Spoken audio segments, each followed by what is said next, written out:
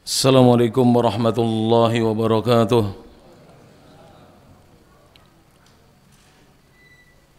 Innal hamdalillah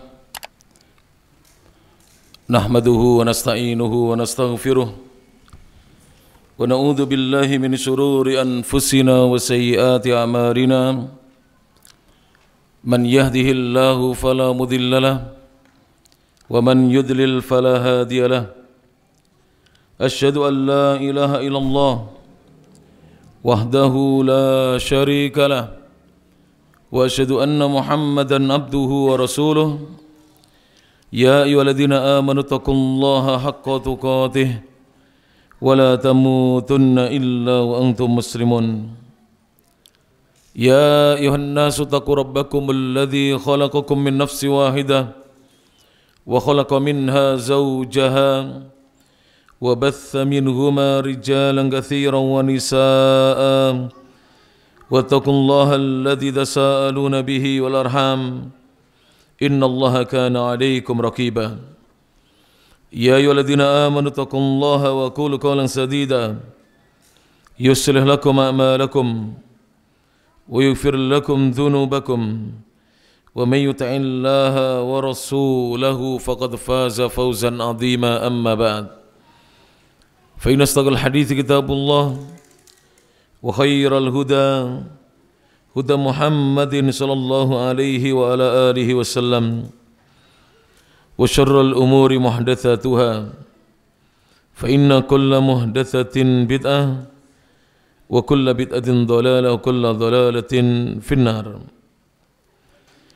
Jamaah kajian Bapak dan Ibu, kaum muslimin dan kaum muslimat, saudara-saudari sekalian, ikhwan dan akhwat, rahimani Allah wa iyyakum.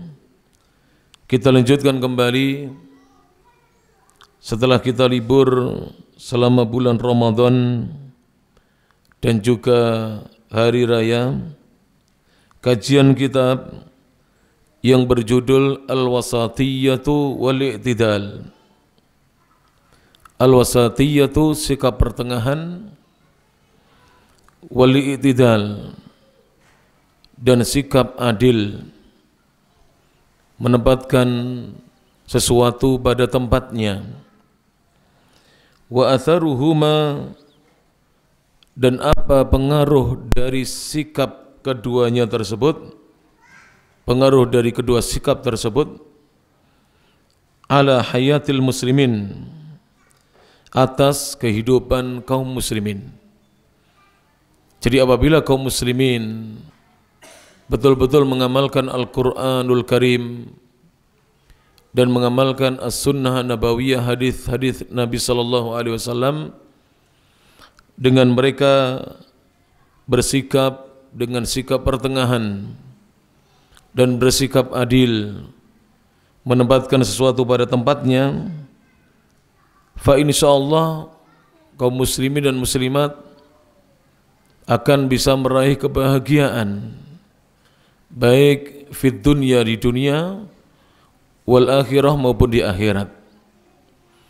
Karena untuk mendapatkan kebahagiaan hidup di ad-dunya dan di al-akhirah, di dunia dan di akhirat, tidak ada jalan lain kecuali umat Islam ini mengikuti petunjuk Al-Quran dan mengikuti petunjuk As-Sunnah, yaitu hadis-hadis Nabi sallallahu alaihi wasallam. Dan hal itu sebagaimana sabda Rasulullah sallallahu alaihi wasallam, sebagaimana yang disabdakan oleh Rasulullah sallallahu alaihi wasallam ketika beliau bersabda sallallahu alaihi wasallam, taraktu fikum syai'aini, aku tinggalkan untuk kalian wahai umat Islam dua hal, dua perkara, dua pusaka.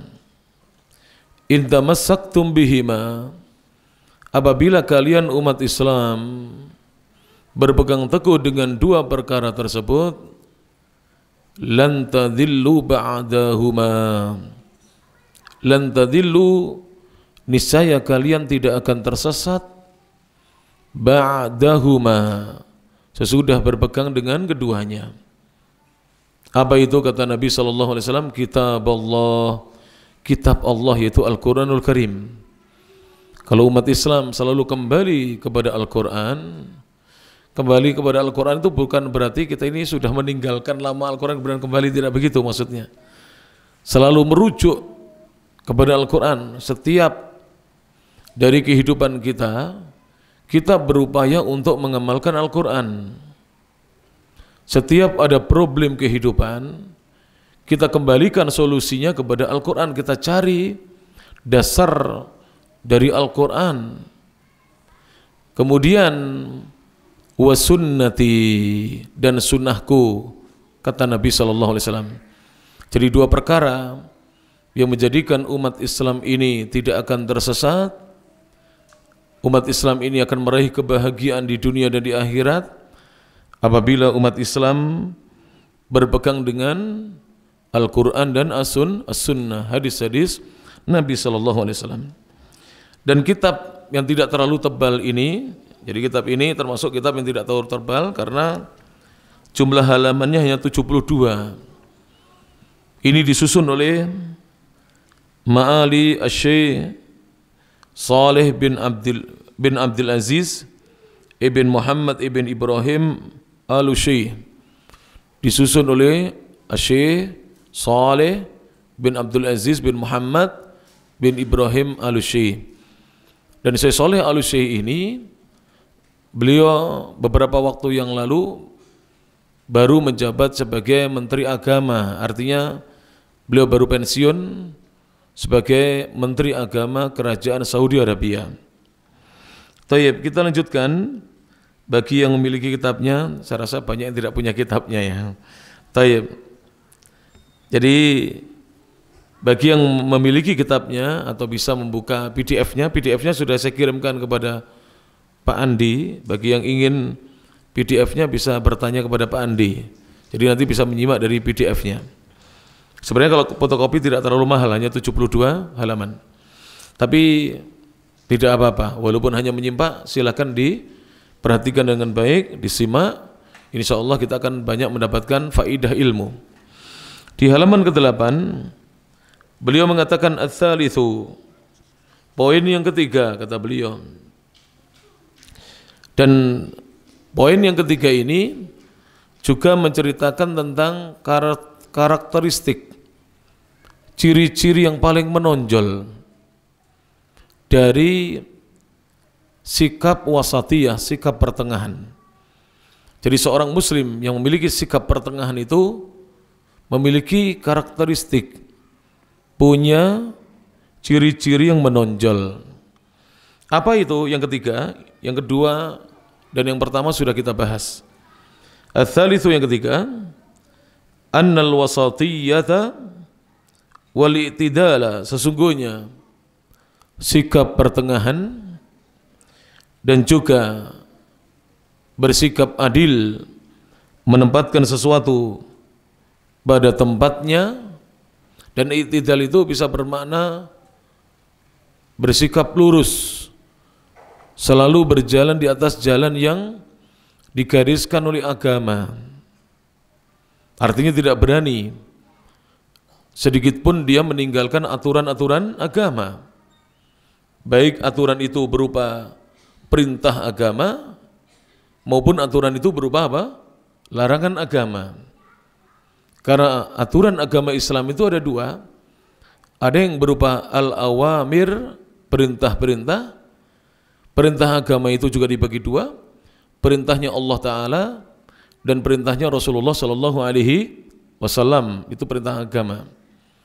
Kemudian yang kedua adalah larangan-larangan agama, yaitu an-nawahi. Larangan-larangan agama itu dibagi dua juga. Yang pertama, apa yang dilarang oleh Allah Subhanahu wa taala, dan yang kedua adalah larangan-larangan yang Rasulullah sallallahu alaihi wasallam. Dan sebagaimana sering saya sampaikan bahwa seorang itu dikatakan al-muttaqun, orang-orang yang bertakwa apabila mereka menjalankan perintah dan menjauhi larangan. Dan at-taqwa sebagaimana juga sering saya sampaikan, disebutkan arti dan definisi dari at-taqwa oleh seorang ulama besar di zaman para salaf, oleh al-Imam At-Talq Ibnu Habib. Imam Talq bin Habib rahimahullahu ta'ala mengatakan, at-taqwa huwa, taqwa adalah an ta'mala bi ta'atillah, kamu beramal mentaati Allah. Seperti tadi barusan kita sholat apa? Al-Maghrib, sholat Maghrib 3 rakaat. Kemudian kita susul dengan sholat Ba'diyah Maghrib rawatib 2 rakaat. Sekarang kita sedang mendengarkan pengajian atau kajian. Ini semua bagian dari takwa. Kenapa? Karena kamu beramal mentaati Allah Subhanahu wa taala. Salat hukumnya apa para jamaah? Wajib. Perintah agama. Salat itu perintah Allah dan perintah Rasulnya sallallahu alaihi wasallam. Ngaji, thalabul ilmi, perintah Allah dan perintah Rasulnya sallallahu alaihi wasallam. Maka kita ketika menjalankan hal-hal tersebut berarti kita beramal mentaati Allah. Ala nurin minallah, kata Imam Talq bin Habib rahimahullahu ta'ala, semoga Allah ta'ala merahmati beliau, berdasarkan cahaya dari Allah. Jadi ketika kita bertakwa itu harus berdasarkan cahaya petunjuk dari Allah. Artinya amalan yang kita perbuat ada dasar perintah dari Al-Quran dan ada dasar perintah dari Al-Hadis, dari As-Sunnah. Itu namanya takwa. Kemudian tarju thawab Allah. Dan ketika kamu beramal ketaatan tadi, yang amalmu ada dalilnya, ada dasarnya, kamu hanya berharap pahala di sisi Allah Subhanahu wa taala. Maka mari para jamaah, hadirin dan hadirat, Bapak dan Ibu kaum muslimin dan muslimat, mari amal-amal kita ini kita upayakan agar semua bentuk amal soleh kita ini semuanya berlandaskan Al-Quran dan As-Sunnah. Kemudian niatnya hanya mengharap pahala di sisi Allah Subhanahu wa taala. Inilah niat yang ikhlas. Hanya berharap apa? Pahalanya Allah. Berharap dimasukkan surganya Allah Subhanahu wa taala dan berharap berjumpa dengan Allah kelak di surganya Allah. Dan sebelum masuk surga, karena perjumpaan dengan Allah itu di 2 kondisi, di 2 tempat. Sebelum masuk surga, ketika di Al-Mahsyar, dan yang kedua ketika sudah masuk ke dalam Al-Jannah, surganya Allah Subhanahu wa taala. Maka diusahakan, diupayakan amal kita ini betul-betul ikhlas, mengharapkan pahala di sisi Allah Subhanahu wa taala. Dan panjenengan semuanya apabila beramal dengan ikhlas itu bisa istiqomah. Jadi ciri seorang amalannya ikhlas itu istiqomah. Kalau dulunya ada seorang yang rajin ke masjid, kemudian sekarang tidak lagi, berarti dia belumlah ikhlas di dalam beramal. Kalau dia ikhlas, dia insya Allah istiqomah sampai wafat, sampai Allah mewafatkan dirinya. Itulah harapan kita. Kemudian Imam Talq bin Habib berkata, kemudian watatruku maksiatallah, kamu tinggalkan, takwa itu kamu meninggalkan perbuatan maksiat kepada Allah, ala nurin minallah, berdasarkan cahaya dari Allah. Jadi meninggalkan perbuatan maksiat itu juga harus berdasarkan apa? Cahaya Allah. Tidak boleh kita meninggalkan sesuatu kecuali memang dilarang oleh Allah Subhanahu wa taala. Jadi tidak boleh kita meninggalkan sesuatu ternyata sesuatu itu tidak dilarang oleh Allah, tidak boleh. Contoh ya, para jamaah rahmati Allah Subhanahu wa taala. Ada perintah, bahkan ada anjuran dan perintah itu oleh sebagian manusia ditinggalkan. Contoh apa? Menikah. Jadi anjuran dan perintah menikah itu ditinggalkan dengan berbagai macam banyak alasan. Ada yang alasannya belum bekerja. Ini saya mau singgung ya, mudah-mudahan ada yang tersinggung. Mudah-mudahan ada yang tersinggung gitu loh. Mudah-mudahan ada yang tersinggung atau ada yang tidak tersinggung. Mudah-mudahan ada yang tersinggung ya. Jadi banyak di antara pemuda ini tidak segera menikah, alasannya 1, belum bekerja. 2, masih baru lulus SMA, belum kuliah. Ini alasan-alasan. 3, apa? sudah bekerja tapi gajinya masih sedikit, masih minim. Motor masih pinjam orang tua. Belum bisa kontrak rumah sendiri. Ini alasan-alasan. Tapi ada alasan yang dijadikan alasan itu bukan masalah duniawi seperti tadi, tapi alasan agama. Saya tidak menikah, saya mau konsentrasi ibadah. Saya mau konsentrasi apa? Menghafal Al-Quran. Mau saya tanyakan, ketika Al-Quran itu diturunkan, saat Rasulullah SAW usia 40 tahun, beliau dijadikan oleh Allah Ta'ala sebagai Nabi dan Rasul SAW, itu Rasulullah sudah menikah atau belum menikah? Sudah menikah. Menikahnya sudah 15 tahun sebelumnya. Karena Nabi SAW menikah usia berapa Bapak-bapak? 25 tahun. Lalu turun ayat yang pertama, 5 ayat yang pertama dari surah Al-Alaq. Bismillahirrahmanirrahim. Iqra bismi rabbikal ladzi khalaq. Khalaqal insana min 'alaq. Iqra wa rabbukal akram. Alladzi 'allama bil qalam. 'Allamal insana ma lam ya'lam. Itu usia Nabi usia berapa? 40 tahun, sudah 15 tahun menikah. Jadi Nabi mulai menghafal Quran usia berapa? 40. Jadi tidak ada alasan, ya. Makanya saya kurang sependapat. Kalau ada pesantren tahfidz Quran mensyaratkan santri yang masuk harus masih bujangan, tidak boleh menikah. Harus yang belum menikah. Ini keliru ini. Jelas bertentangan dengan fakta yang ada. Nabi SAW sudah menikah. Para sahabat yang lainnya juga sudah menikah. Yang belum menikah ketika turun ayat Al-Quran itu hanya Ali bin Abi Thalib dan sedikit sahabat yang kecil-kecil.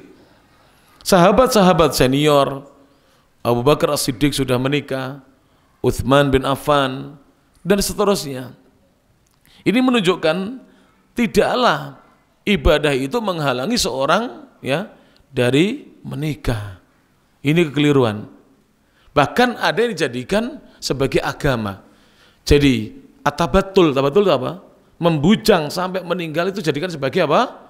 Agama. Jadi dia beragama kepada Allah dengan tidak mau menikah. Saya tidak mau menyebut nama agamanya. Insya Allah panjenengan sudah tahu. Jadi tidak mau menikah, tapi mau kawin. Jadi tidak mau menikah tapi mau, ya itu dia ya. Tidak mau menikah, ada itu. Jadi tidak mau menikah tapi mau kawin. Baik. Padahal menikah itu luar biasa. Ya, subhanallah. Ibadah yang luar biasa sekali menikah itu. Baik. Kita lanjut ya. Jadi tadi saya belum selesai menukil ucapannya tolak tadi. Jadi kamu meninggalkan maksiat kepada Allah berdasarkan cahaya ilmu dari Allah, berarti harus ada dasarnya. Misalnya, kenapa kamu tidak mabuk? Dasarnya Al-Quran melarang kita minum khamr. Hadis-hadis Nabi juga melarang kita minum khamr. Itu namanya berdasarkan cahaya dari siapa? Allah Subhanahu wa taala. Kenapa kamu tidak berzina? Harus ada dasarnya. Allah melarang kita berzina, zina itu haram, perbuatan yang keji, dan Rasulullah juga melarang kita dari mendekati apa? Perzinaan. Jadi tidak boleh kita meninggalkan sesuatu kecuali memang dasarnya ada. Kemudian ketika kita meninggalkan larangan itu, takhafu iqaballah, kamu takut dari hukuman dan siksaan dari Allah Subhanahu wa taala. Jadi wajib kita takut dari nerakanya Allah Subhanahu wa taala, hukuman dan siksaan di sisi Allah. Beliau mengatakan, mari kita simak kitabnya, Annal wasatiyyata wal i'tidala, sesungguhnya sikap pertengahan dan sikap adil menempatkan sesuatu pada tempatnya. Yabra'ani minal hawa, kedua sikap ini berlepas diri dari hawa nafsu. Jadi orang itu kalau punya sikap pertengahan, dia itu akan meninggalkan segala perbuatan yang memperturutkan hawa nafsu. Saya mau tanya Bapak dan Ibu, kalau misalnya saya minum air mineral ini, Wareh, gak apa-apa, promosi Wareh boleh karena ini miliknya ikhwan kita. Nah, saya minum Wareh ini 1 gelas. Ini masih sikap wasatiyah pertengahan, 2 gelas masih. Tapi kalau saya minum air Wareh 1 galon sekaligus, pertengahan atau tidak itu? Berlebihan. Jadi Sikap itu yang bagus pertengahan, tengah-tengah. Berlebihan tidak bagus. Coba bapak-bapak diajak oleh saudaranya makan di sebuah restoran. 1 piring masih wajar, nambah sedikit masih wajar. Tapi kalau makan sekali makan minta 10 piring, itu bukan wasatiyah, bukan pertengahan. Itu namanya apa? Al-ghulu, berlebih-lebihan. Sebaliknya lawannya berlebih-lebihan adalah al-jafa. Nanti akan dijelaskan. Yaitu sikap lalai. Ada orang sampai tidak mau makan sampai meninggal dunia gara-gara tidak mau makan. Tidak boleh. Karena kita ini manusia. Manusia itu membutuhkan apa? Tenaga, energi. Dia butuh makan dan minum untuk menopang kehidupannya. Tidak boleh dia sengaja meninggalkan makan dan minum sampai tidak mau, sampai badannya kurus, sampai dia kemudian meninggal dunia padahal dia mampu. Padahal dia mampu, tidak boleh di dalam agama kita seperti itu. Jadi dua sikap itu, dua sisi yang saling bertentangan. Adapun Islam ada di tengah-tengah. Islam itu ada di tengah-tengah, ya. Berzina boleh para jemaah? Tidak boleh. Kemudian tidak mau menikah boleh? Tidak boleh. Yang boleh apa? Menikah. Jadi sikap pertengahan ini, i'tidal. Berzina itu sikap berlebih-lebihan. Tidak mau menikah sikap apa? Melalaikan apa? Perintah-perintah agama, aturan-aturan agama. Maka sikap pertengahan adalah apa? Menikah. Jelas ini para jamaah rahmatullah taala. Malas-malasan boleh? Tidak boleh. Merampok, mencuri, mencopet boleh? Tidak boleh. Ya, tapi sikap yang pertengahan adalah bekerja, mencari nafkah Allah dengan cara-cara yang dihalalkan, yang dibenarkan oleh Allah Subhanahu wa taala, yang dibenarkan oleh syariat agama Islam. Jadi dua sikap ini yaitu al-wasatiyah, sikap pertengahan, wal i'tidal, dan sikap apa? Adil, menempatkan sesuatu pada tempatnya. Ini berlepas diri dari segala perbuatan mengikuti hawa nafsu. Taib. Kemudian beliau mengatakan wa ya'tamidani 'alal ilmil wa ya'tamidani, dan keduanya berlandaskan, bersandar kepada 'alal ilmi rasihi, ilmu yang kokoh, ilmu yang mendalam. Jadi dua sikap ini ada dasarnya. Dasarnya adalah ilmu yang kokoh yang datang dari Al-Quran dan Sunnah. Dari Al-Quran dan Sunnah. Oleh karena itu, tidak ada satupun nabinya Allah, tidak ada satupun nabinya Allah yang membenci pernikahan. Dan tidak ada satupun nabinya Allah yang berzina. Silakan dibaca sejarah. Tidak ada satupun nabinya Allah itu yang membenci pernikahan, yang benci tidak mau menikah, yang mengharamkan dirinya dari menikahi seorang wanita, dan tidak ada satupun nabinya Allah yang berzina. Tidak ada. Kalau ada yang bertanya kepada saya, Gus Yus, itu Nabi Isa kok belum menikah? Nabi Isa memang belum sempat menikah. Nabi Isa memang belum sempat apa? Menikah. Nanti ketika beliau turun ke dunia kembali, beliau belum meninggal sekarang. Nabi Isa alaihissalatu wassalam berdasarkan ayat Al-Quran dan berdasarkan hadis-hadis Nabi SAW, beliau masih hidup di mana? Di langit. Usianya berapa? Kurang lebih 2023 tahun. Karena Nabi Isa itu lahirnya tahun 1 Masehi. Sekarang tahun berapa Masehi? 2023. Apa tidak sepuh? Tidak. Hidup di langit. Beda. Hidup di langit. Jelas? Nabi Isa masih muda. Dan nanti beliau turun masih muda. Usianya sekitar 30-an tahun. Jadi tidak menjadi tua beliau. Alaihi salatu wassalam. Masih hidup. Dalilnya Al-Quran dan Sunnah. Dalilnya adalah Al-Quran dan hadis Nabi SAW. Dan kelak ketika turun ke bumi, Nabi Isa akan menjalankan syariatnya Nabi Muhammad SAW. Termasuk apa? Menikah. Nabi Allah Isa. Bahkan Nabi Isa akan sholat sebagaimana sholatnya kaum muslimin. Bahkan Nabi Isa nanti sholat di belakangnya Al-Imam Muhammad bin Abdullah, Imam Mahdi, imam dari keturunan Al-Hasan bin Ali bin Abi Thalib radhiyallahu anhuma, dari cucunya Rasulullah sallallahu alaihi wasallam. Nanti jadi imamnya Imam Mahdi. Nabi Isa sholat di belakangnya. Bahkan nanti Nabi Isa akan ditugasi untuk suatu tugas yang besar, yaitu membunuh Ad-Dajjal laknatullah alaih. Itu Nabi Isa masih hidup. Jadi Nabi Isa bukan membenci pernikahan, belum sempat menikah. Bagaimana mau menikah? Beliau sudah dicari oleh tentara, mau dibunuh oleh tentara waktu itu atas pengkhianatan salah seorang pengikutnya, yang kemudian wajah pengikutnya ini dirubah mirip dengan wajah Nabi Isa. Akhirnya dialah yang yang ditangkap, kemudian dipalang pada kayu salib, kemudian dia mati. Jadi yang meninggal dunia itu bukan Nabi Isa, orang yang menjadi pengkhianatnya Nabi Isa alaihi salatu wassalam. Namanya siapa? Yudas Iskariot.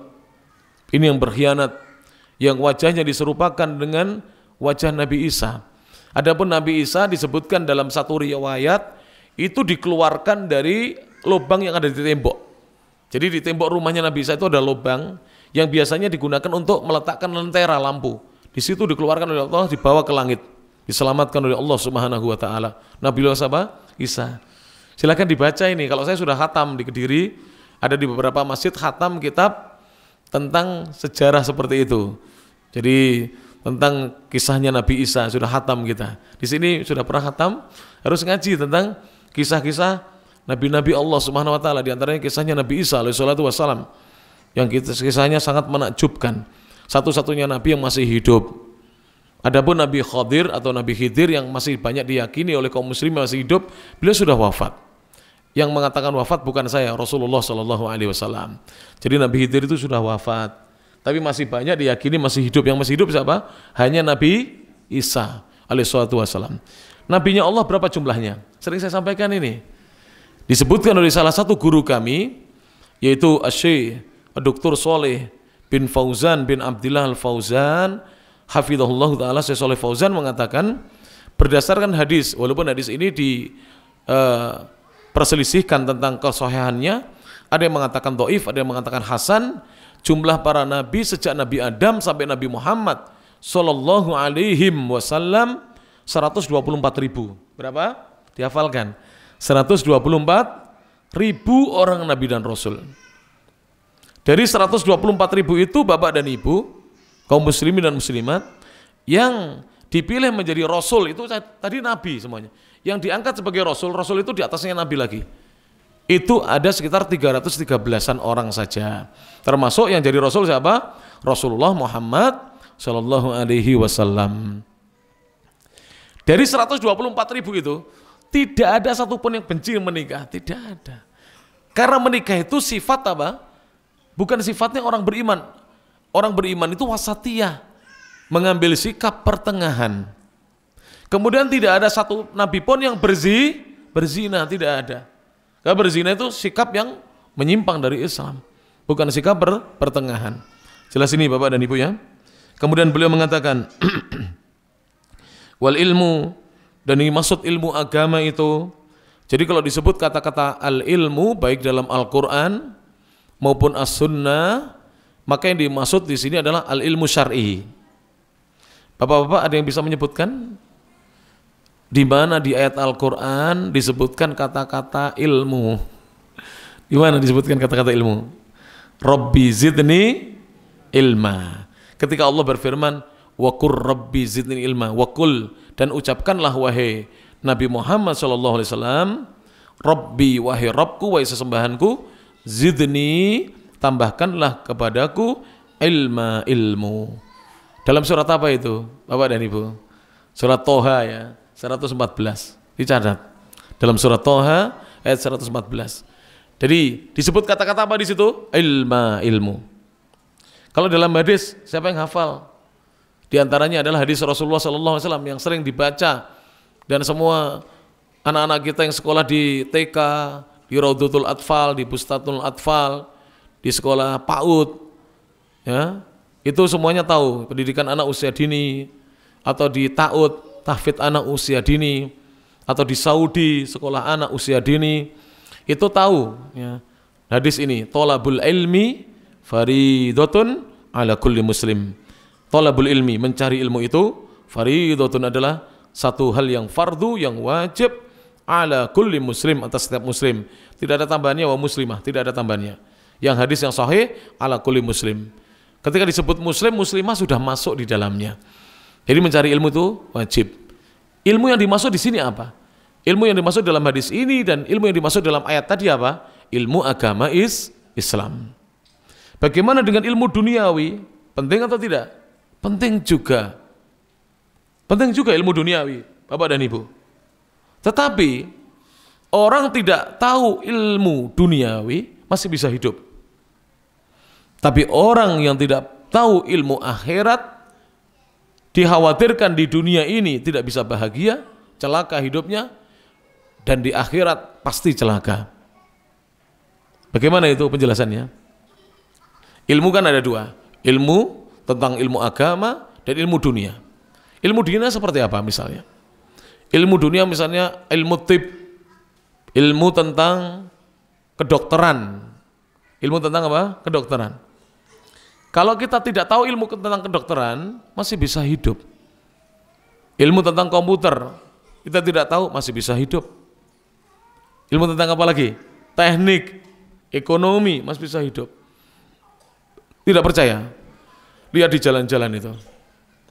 Orang-orang yang diuji oleh Allah dengan penyakit gila, orang gila, wong gendeng nih. Terus saya sakit urip, sakit mboten. Wong-wong edan iki lho, wong gendeng. Ini sakit urip mboten? Urip, ora kelambenan lho. Luweh awake luweh rasa, luweh sehat timbangane awake dhewe. Padahal kita ini orang waras. Kita tidak pakai baju setengah hari aja sudah masuk angin. Kita lepas baju 1 jam sudah masuk angin. Orang gila itu tidur di mana-mana. Makanan mengambil dari tempat sampah. Bisa hidup. Ya, perhatikan ini. Tidak punya ilmu apa? Dunia. Bisa hidup. Anak-anak punya ilmu dunia apa? Ilmu dunianya nangis. Ya, atau mengganggu kita, atau rame di masjid. Itu anak-anak ya kan? Masih bisa hidup mereka? Bisa. Alhamdulillah. Bapak-bapak kita yang sudah, mohon maaf, pikun. Masih bisa hidup. Tapi seorang yang tidak punya ilmu agama, mohon maaf, di dunia dikhawatirkan hidupnya sengsara dan celaka, di akhirat lebih-lebih lagi. Tak punya ilmu agama berat itu, dunia akhirat. Tapi kalau seorang itu dia punya ilmu agama, dia menguasai ilmu dunia, bahagia hidupnya, dunia akhirat. Masya Allah, minimal punya ilmu akhirat, minimal punya ilmu agama.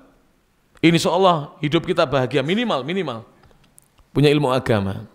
Kita sudah bahagia, insya Allah hidup kita dunia akhirat.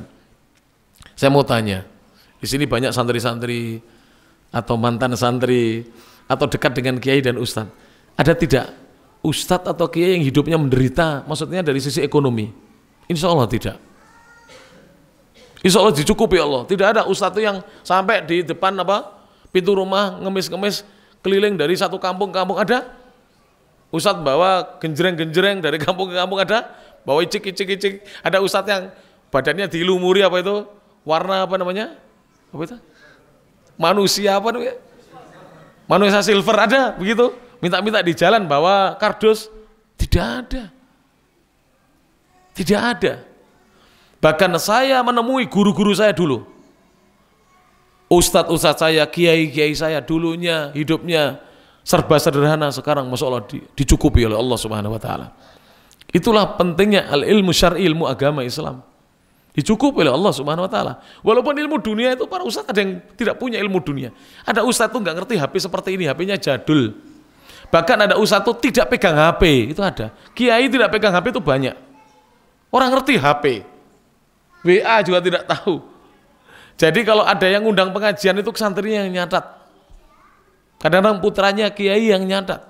Tapi dicukupi rezekinya oleh Allah Subhanahu Wa Taala. Maka penting ini ya. Kemudian beliau mengatakan wal ilmu. Ilmu itu imma an yakuna nassan. Bisa jadi ilmu itu berupa nas min kitabin, dari kitabnya Allah, dari Al-Qur'an, au sunnatin, atau dari sunnah Nabi, yaitu dari hadis. Sunnah Nabi itu bisa berupa apa para jamaah? Qaul, ucapan. Bisa berupa apa lagi? Fi'il, perbuatan Nabi. Bisa berupa apa? Takrir, ketetapan atau persetujuan Nabi. Jadi sunnah Nabi itu kadang-kadang berupa qaul, ucapan. Nabi bersabda, berarti ini sunnah Nabi berupa apa? Sunnah qauliyah, sunnah berupa ucapan Nabi SAW. Ada sunnah namanya sunnah fi'liyah, sunnah berupa apa? Perbuatan Nabi SAW. Jadi Nabi beramal, Nabi berbuat, perbuatannya disaksikan, dilihat oleh para sahabat.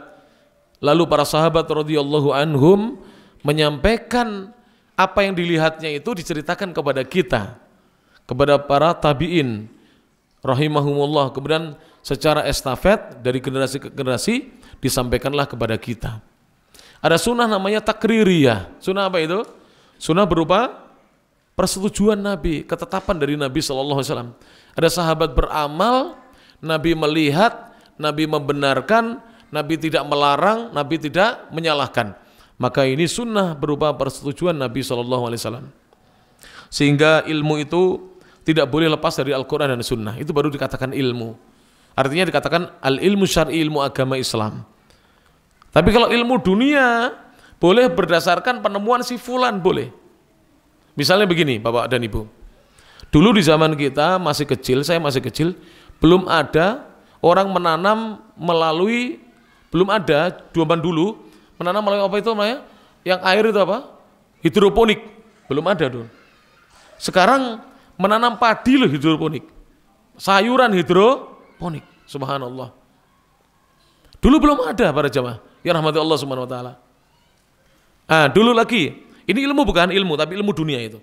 Dulu di zaman kita belum ada HP seperti ini. Ya. Bahkan dulu HP itu sangat mahal sekali. Kalau tidak salah waktu itu saya masih kuliah, bibi saya itu beli HP Siemens itu waktu itu harganya 8 atau 12 juta waktu itu, masih mahal-mahalnya. Dan rata-rata yang punya HP di zaman itu harus direktur atau pimpinan apa begitu, harus punya roda 5 baru bisa beli HP. Roda 5 atau 4? Roda 5 Pak. Kudu jujur memang bani anak 5 gitu. Sarapnya 1. Itu zaman dahulu. Sekarang kita anak-anak yang belum kerja saja sudah pegang HP. Ini ilmu dunia, boleh, silakan. Tapi ilmu agama harus ada dasarnya dari Al-Quran dan Sunnah. Dari kitab Allah dan Sunnah Nabi SAW. Atau yang dikatakan ilmu itu an yakuna qaulan. Ilmu itu bisa berupa ucapan li sahabiyin, seorang sahabat, fima lam yarid fihi nassun, pada perkara yang tidak datang pada perkara itu nas. Jadi kalau ada satu perkara tidak ada nasnya, tidak ada dasarnya, dalilnya dari Al-Quran dan Sunnah, maka dicari ucapan sahabat. Jadi ucapan sahabat bisa menjadi ilmu bagi kita, karena sahabatlah orang yang paling faham tentang Islam. Au yakuna, atau berubah ministihadati ahlil ilmi rasihin, dari istihad-istihadnya, dari hasil istihadnya ahli ilmu para ulama ar-rasihina, yang mereka mendalam dan kokoh fidzalika, dalam masalah tersebut. Seperti siapa misalnya? Istihadnya Al-Imam Abu Hanifah, seperti istihadnya Al-Imam Malik bin Anas, seperti istihadnya Al-Imam Muhammad bin Idris Asy-Syafi'i, seperti istihadnya Al-Imam Ahmad bin Muhammad bin Hanbal dan ulama-ulama yang lainnya rahimahumullahu alal jami'. Fa'timadul wasatiyati, maka bersandar kepada sikap pertengahan, maka fa'timadul wasatiyati alal ilmi rasikhis sahihi, maka sikap pertengahan yang bersandar kepada ilmu yang kokoh dan ilmu yang benar yang berlandaskan Al-Quran dan Sunnah, itu merupakan madharun, satu madhar, hal yang tampak, min madhahiriha, di antara hal-hal yang tampak dari sikap pertengahan. Wasimatun, dan merupakan simah, ciri yang menonjol, karakteristik, min simatiha, dari ciri-ciri yang menonjol yang dimiliki oleh sikap pertengahan. Jadi sikap pertengahan itu pasti ada dasarnya. Alhamdulillah wahdahu wassalatu wassalamu ala man la nabiyya ba'dah wa ala alihi wa sahbihi wa man wala. Sehingga al-wasatiyah, sikap pertengahan itu sandarannya adalah ilmu yang kokoh, ilmu yang benar, yang berlandaskan Al-Quran dan As-Sunnah. Ar-Rabi'u, yang keempat, sehingga ketika kita mengamalkan sikap yang tengah-tengah itu, kita tidak perlu ragu lagi, karena sandarannya adalah Al-Quran dan Sunnah.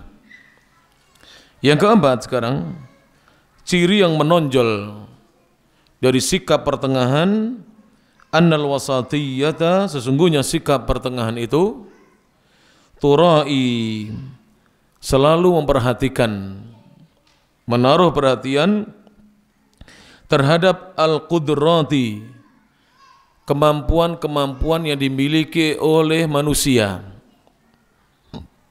wal imkanati, dan hal-hal yang mungkin diperbuat oleh manusia.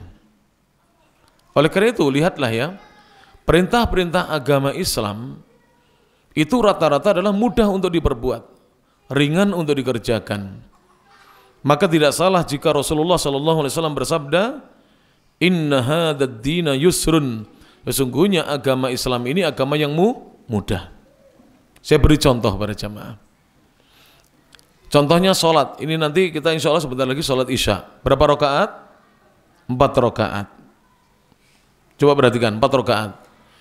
Setelah 2 rakaat kita lakukan apa? Duduk tasyahud awal.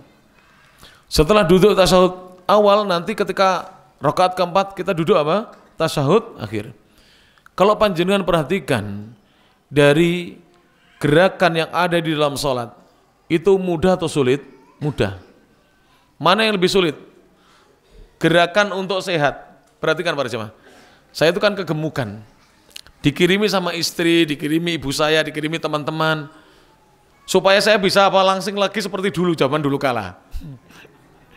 Jadi saya 2000, insya Allah Pak Andi masih hafal, saya masih langsing Pak ya dulu. Kesana kesini pertama kali ya. Saya ngisi di sini tahun berapa pertama? 2006 mungkin. 2006an atau berapa? Sebelum saya ke Saudi masih langsing Pak ya. Harus saksinya panjenengan lagi. Cek ganteng Mas Pak ya, insya Allah. Masih langsing saya. Loh bener. Berat saya masih 48, 50. Saya pergi ke Saudi berat saya masih 52 kilo. Pulang dari Saudi 115 kilo. Sekarang sudah agak kurus ini, sudah agak kurus lagi. Itu dikasih resep untuk bisa kurus Pak. Tapi berat, bayangkan. Lebih ringan sholat. Harus begini-begini selama 50 kali, begitu-begitu selama berapa puluh kali. Kok abotnya serah usah, yang penting sehat. Timbangannya kuru, loro-loron, mendingan lemu sehat. Kita tidak usah mikir kurus, gemuk, yang penting sehat walafiat, kita bisa beribadah. Jadi ternyata untuk bisa diet atau kurus itu berat, lebih ringan sholat. Betul tidak para jemaah? Ya rahmatullah ta'ala. Puasa Ramadan, mana yang lebih berat? Puasa sebelum seorang dioperasi, dilakukan tindakan operasi oleh dokter, atau puasa Ramadan? Puasa Ramadan lebih ringan. Kenapa? Pertama, dikerjakan banyak orang. Sahurnya bareng banyak orang. Buka puasanya juga bareng banyak orang. Puasa, sampean harus puasa dulu Mas. Ini mau dilakukan operasi, sudah tidak sahur, ya kan? Harus puasa, bukannya jam berapa juga tidak tahu selesainya operasinya. Mana yang lebih ringan? Puasa Ramadan. Sehingga agama Islam ini sebenarnya kalau berdasarkan dalil Al-Quran dan Sunnah itu ringan untuk diperbuat, tidak ada yang memberatkan. Maka beliau mengatakan sikap pertengahan itu selalu memperhatikan kemampuan yang dimiliki oleh manusia dan hal-hal yang memungkinkan untuk diperbuat oleh manusia. Contoh ya, seorang yang sudah tua atau sakit tidak bisa sholat dengan berdiri, boleh sholat dengan duduk? Boleh. Kalau tidak mampu lagi sholat dengan duduk, boleh sholat dengan berbaring? Berbaring boleh? Dengan berbaring. Kalau tidak mampu menggerakkan tangannya, jadi ketika sholat dengan berbaring itu tidak mampu lagi menggerakkan tangannya, atau berisyarat dengan kepalanya, boleh berisyarat dengan matanya saja. Kalau tidak mampu seorang mengucapkan dengan lisannya bacaan-bacaan sholat, boleh dia ucapkan dalam hatinya? Boleh. Subhanallah, kemudahan-kemudahan di dalam mendirikan sholat. Sholat pada asalnya disuruh menghadap kiblat. Kalau tidak mampu boleh menghadap selain kiblat? Boleh. Pesawat terbang lagi kemana itu? Nunggu menghadap kiblat? Ya tidak bisa. Ya, silakan sholat menghadap ke arah mana saja. Dikala tidak mampu. Sholat wajib menutup aurat. Ketika tidak mampu misalnya, panjenengan sakit keras. Itu pakai baju yang rumah sakit itu, biasanya ada yang terbuka dari aurat kita, ya betul nggak? Nggak bisa tertutup rapat, kecuali kalau ditutupi dengan mungkin selimut atau apa. Bahkan kita sholat itu harus suci dari najis, padahal kita ada kateter, mohon maaf ya, akramanallah, semoga Allah menjaga kita, dipasang selang ke kelamin kita, pipisnya terus mengalir ke plastik tampungannya. Sholat dalam keadaan begini sah, darurat. Tidak bisa lagi dilaksanakan yang sempurna. Inilah agama Islam. Selalu memperhatikan kemampuan hamba dan juga memperhatikan apa yang mungkin dikerjakan oleh seorang hamba Allah Subhanahu wa taala. Falisa sahibul wasatiyati. Maka pemilik sikap pertengahan itu bukanlah mukjizan, orang yang senantiasa membuat lemah linnasi kepada manusia yang lainnya fi talabatihi pada tuntutan-tuntutannya. Jadi kita ini kan manusia muslim, kita ini seorang muslim, ibu-ibu seorang muslimah, adik-adik remaja putri seorang muslimah, bapak-bapak, mas-mas, remaja, pemuda-pemuda seorang muslim. Kalau kita memiliki sikap wasatiyah, maka kita tidak akan membuat lemah orang untuk memenuhi keinginan-keinginan kita. Saya beri contoh. Mohon maaf ini ya, tidak ingin menyinggung siapa-siapa. Misalnya ada pemuda atau remaja sekolah SMA dia tahu penghasilan orang tuanya itu hariannya jualan misalnya bakso. Kadang dapat 50.000 bersih, kadang 100.000, kadang 150.000, tidak mesti. Kalau sepi kadang-kadang juga hanya dapat 30.000. Bapaknya hanya mampu membelikan dia sepeda pancal untuk dia pakai menuju SMA-nya dia. Lalu dia menuntut kepada orang tuanya supaya dibelikan motor yang baru. Orang tuanya tidak mampu. Maka ini bukan sikap pertengahan. Seorang anak tidak boleh demikian. Islam mengajarkan kita apa yang dimampui oleh bapaknya itu yang diterima. Sambil bersyukur kepada siapa? Allah Subhanahu wa ta'ala.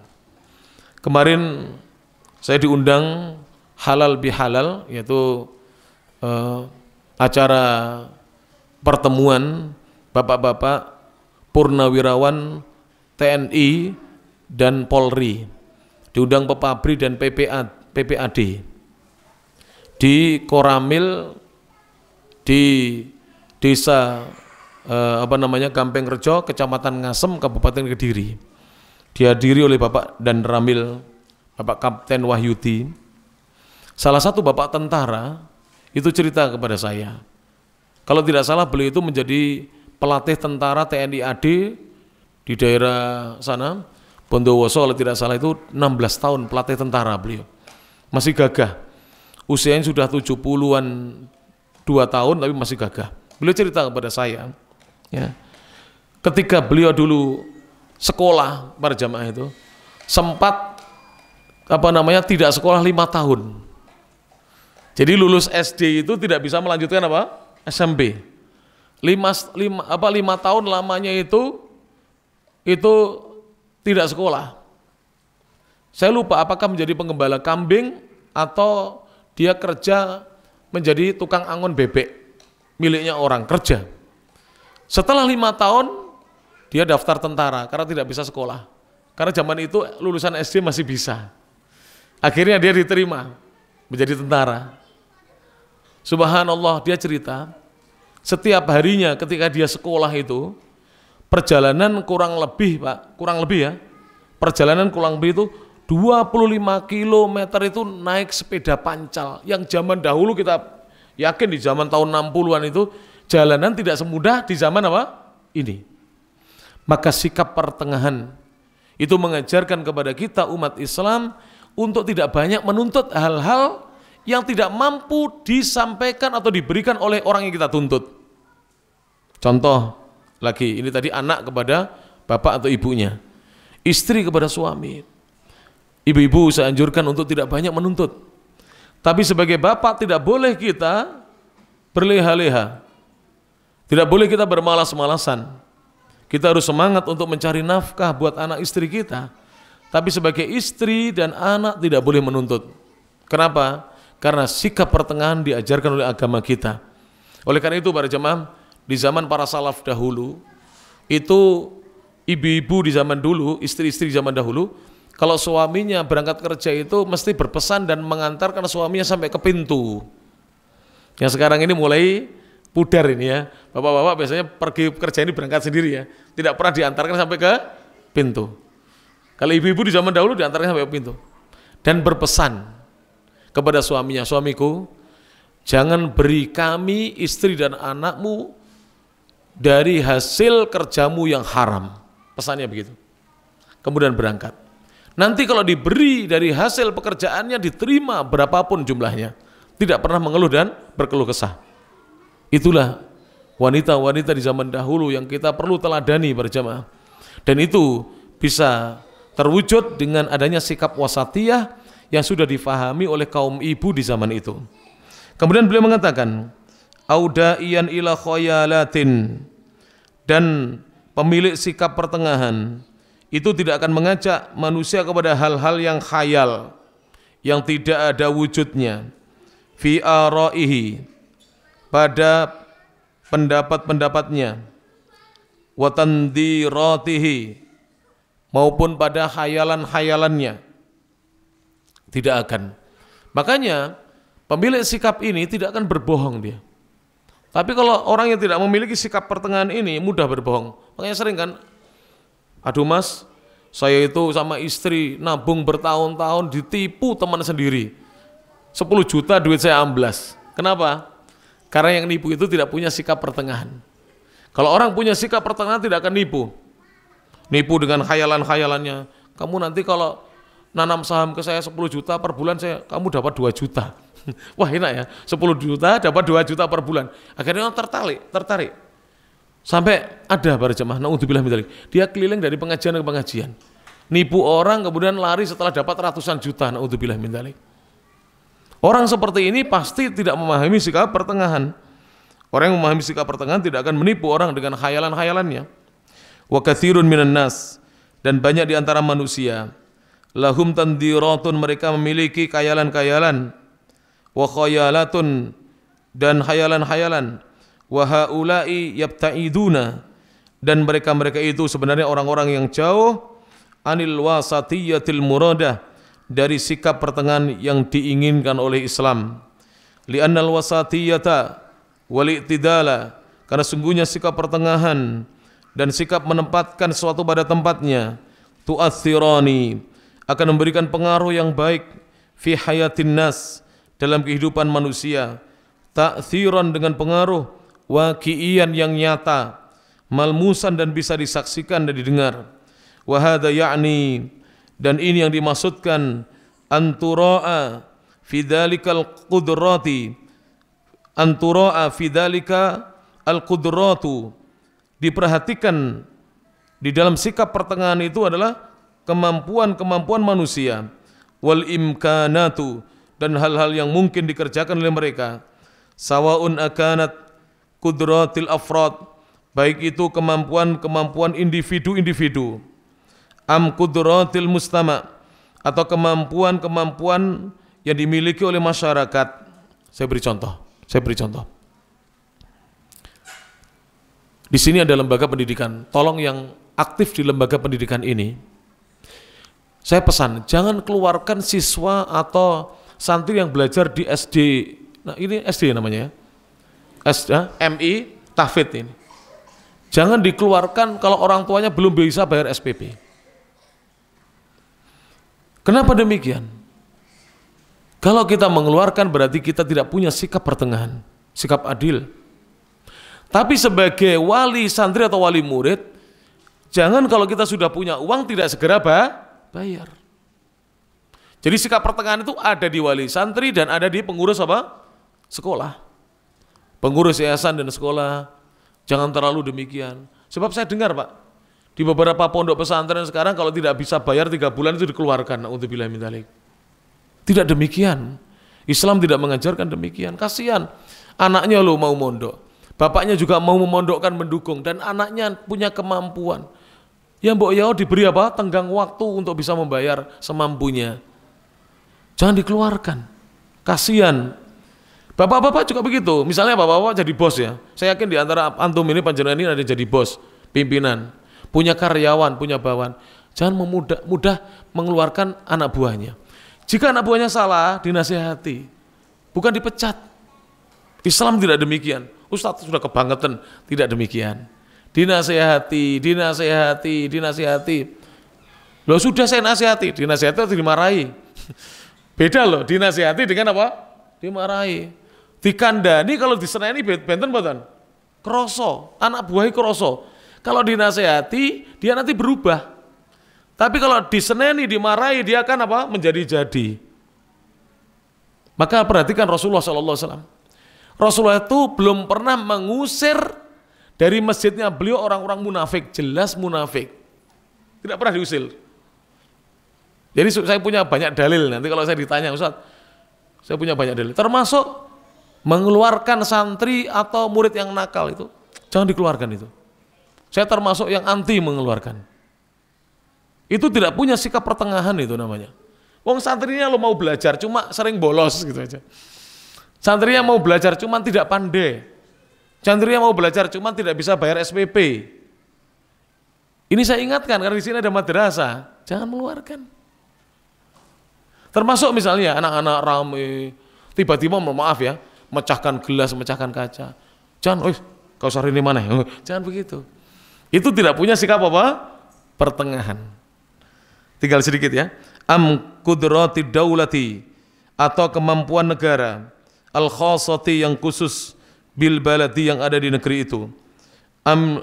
Atau al kudratil muta'alliqati, kemampuan-kemampuan yang terkait bil awdha'il alamiyati, dengan kondisi-kondisi keadaan-keadaan dunia. Nanti akan kita jelaskan insyaallah dalam pertemuan yang akan datang ya. Contohnya apa para jamaah? Saya beri contoh ya. Saya beri contoh. Seperti kemarin demonya kepala desa se-Indonesia menuntut berapa?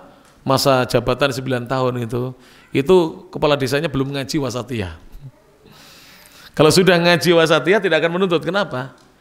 Orang itu dia bisa berkiprah untuk desanya, tidak harus menjadi kepala desa. Panjenengan pernah tidak? Berapa tahun yang lalu ini sudah lama, sampai googling nanti di Google. Bapak-bapak tua dia menanam di mana itu Pak? Menanam tanaman itu loh. Apa itu? Tanaman apa ya? Tanaman apa itu? Yang akhirnya daerah itu tidak menjadi tandus, kemudian bisa menampung air hujan itu loh. Di mana itu? Pokoknya di hutan dia nanam. Saya lupa tanaman apa. Bapak sudah 60 lebih itu. Terus ada bapak-bapak tua di Jawa Barat, dia menggali apa namanya itu? Gunung. Untuk mengalirkan aliran apa? Air. Sehingga bisa mengairi yang ada di seberang gunung. Itu namanya orang yang ingin bermanfaat bagi masyarakatnya, bagi negerinya. Jadi kalau antum ingin membantu masyarakat itu tidak harus jadi kepala desa. Karena banyak orang yang, mohon maaf ini ya, sebelum jadi kepala desa, slogannya akan berupaya membangun desa, ternyata yang dibangun rumahnya sendiri, ya toh? Bukan desanya. Betul tidak ini? Nah, ya. Membangun desa tidak harus demikian. Panjenengan yang membangun desa ya, saya kasih tahu bapak-bapak ya, yang tinggal di desa-desa kampung-kampung, kalau ditunjuk jadi RT, panjenengan mau terima. Ditunjuk loh, tapi jangan ngacung. Saya tidak menganjurkan untuk Pak tolong saya jadikan RT, tidak. Kalau orang-orang Pak sampai jadi RT Pak ya, sampai sing iso nulis dhewe, kabeh kene iso nulis, sampai sekolah dhuwur dhewe, sampai S1, insyaallah. Walaupun tidak ada gajinya. Saya dengar RT itu ada yang digaji hanya 100.000 per tahun. Itu katanya untuk beli pulpen sama buku. Walaupun tidak ada gajinya, diganggu, sampean mau. Kita ingin berkiprah untuk masyarakat kita. Contoh lagi, kalau ingin membangun masyarakat itu, panjenengan ditunjuk jadi muadzin di musola, mau. Jadi marbot tukang bersih-bersih musola, mau. Ditunjuk jadi takmir musola atau masjid, mau.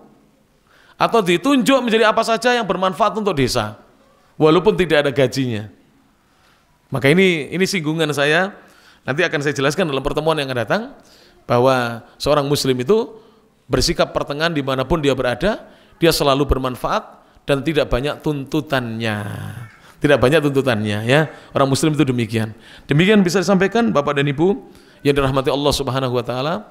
Mudah-mudahan kajian yang saya sampaikan pada kesempatan malam hari ini bermanfaat. Kesimpulannya dari poin yang ketiga, sikap pertengahan dan sikap meletakkan sesuatu pada tempatnya, yaitu adil, itu tidak akan mengikuti hawa nafsu. Yang keempat, sikap pertengahan itu memperhatikan kemampuan yang dimiliki oleh orang lain dan juga kemungkinan-kemungkinan yang bisa diperbuat oleh orang lain. Insya Allah kalau panjenengan demikian ini nikmat. Dan kalau diamalkan dalam rumah tangga kita, kita nikmat. Tidak ada seorang laki-laki itu sebentar-bentar menceraikan istrinya, dan tidak ada seorang perempuan itu sebentar-bentar minta cerai dari suaminya. Tidak ada anak itu berani dan durhaka kepada ayah dan ibunya, seberapapun kesalahan ayah dan ibunya.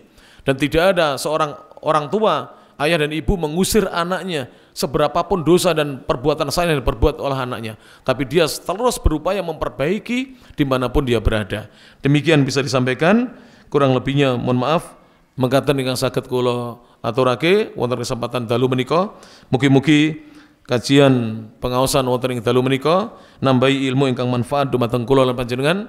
Kula matur nuwun kerawuhan panjenengan sedaya ngrawuhi pengaosan ing dalu menika, lan kula nyuwun ngapunten nek wonten atur kawula ingkang kaliyan kirang mernai dumateng panjenengan sedaya. Mugi-mugi kula panjenengan tansah dipun paringi kesehatan oleh Allah, dipun jembarake rezekine, dipun dadosake menungso-menungso ingkang takwa dumateng Allah Subhanahu wa taala, lan dipun paringi kalian Allah ilmu ingkang manfaat.